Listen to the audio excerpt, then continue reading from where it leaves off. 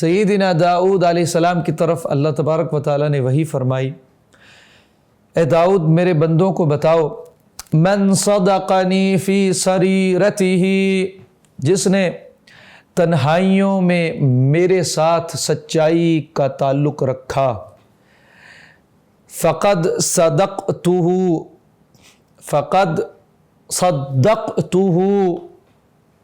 عند المخلوقین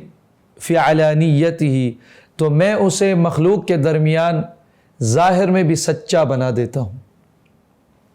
تو جو رب سے تعلق ہے وہ تنہائیوں میں اگر سچا ہے